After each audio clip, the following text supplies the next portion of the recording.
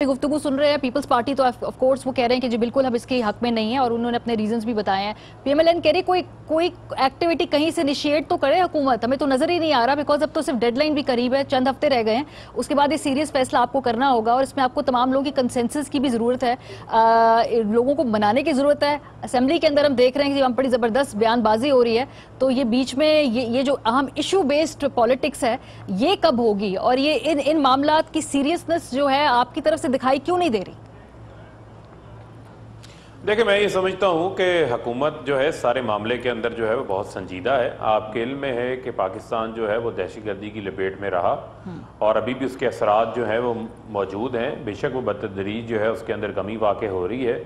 हमारी फ़ौज पाकिस्तान ने जो है वो बेशुमार कुर्बानियाँ दी हैं, हमारे जवानों ने, हमारे अफसरान ने, और इसके अलावा जो है वो हमारा कोलेट्रल डैमेज भी बहुत हुआ है। हमारे सिविलियंस की बहुत शहादतें इसके अंदर शामिल हैं। पूरी कौम ने जो है वो दहशतगर्दी की जंग के अंदर भारी कीमत चुकाई है। और आपके इल्म में है कि जब से जो फौजी अदालतें बनाई गई और ये दहशतगर्दी के खिलाफ ऑपरेशन का आगाज़ किया गया, इसके अंदर तेज़ी आई, तो दहशतगर्दी के वाक़यात में भी कमी आना शुरू हुई।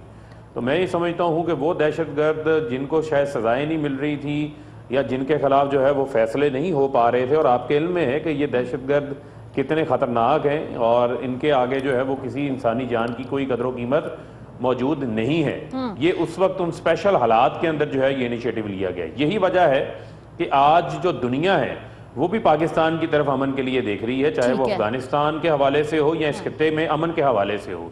ये कभी आप ना भूलें कि इसमें ये फौजी अदालतों का भी एक बड़ा अहम किरदार है। और कोई ऐसा वाकया ऐसा सामने नहीं आया जो कोई हाईलाइट भी हुआ हो या जिसके ऊपर कोई इशू क्रिएट हुआ हो कि किसी ऐसे बंदे को पकड़ के फौजी अदालत में फांसी दे दी गई है या सजा दे दी गई है जो उस मामले के अंदर मुलव्वस नहीं था, जो खदशात पहले एक बार बताए गए थे। मैं ये समझता हूँ कि ये कौमी अहमियत का हामिल मामला है और इसके ऊपर यकीनन पार्लियामेंट में भी डिबेट होगी।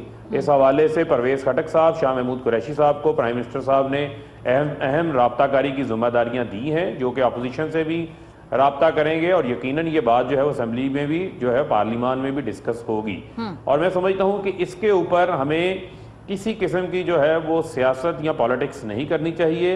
ये एक संजीदा मामला है, इसके ऊपर बिल्कुल संजीदा मामला है, लेकिन देखिए ना हर कानून हर इशू जो होता है ना वो बिल्कुल एयर टाइट नहीं होता। उसके अंदर बहुत सारे लूप होल्स होते हैं, उसके अंदर बहुत सारे सुकम होते हैं, और अगर पुरानी उनकी प्रैक्टिस से कुछ सीख कर नए जो दोबारा तौसीह की जाए उसमें उन गलतियों को सुधार लिया जाए तो ये एक बेहतर बात होती है। कोई ऊपर से उससे सहीफे नहीं है कि जिन पे बिल्कुल तब्दीली ला सकते हैं, लेकिन आपने कहा जी हम लोग करेंगे बात, लेकिन सीरियसनेस दिखाई नहीं दे रही। क्या इंडिकेटर्स हैं? क्या आप लोगों ने राब्ते शुरू किए हैं या किस वक्त का इंतजार कर रहे हैं कि अब तब राब्ते शुरू करेंगे? क्योंकि अब सिर्फ 3 हफ्ते गालिबन रह गए, इनकी खत्म हो रही है। मैंने आपको और अपने कंसेंसस आपने पीपल्स पार्टी पीएमएलएन के साथ बनाना है, जिनको आप चोर चोर कहते हैं थक रहे, तो उनको आपने मनाना भी होगा इस इशू के ऊपर, तो वो कैसे करेंगे आप?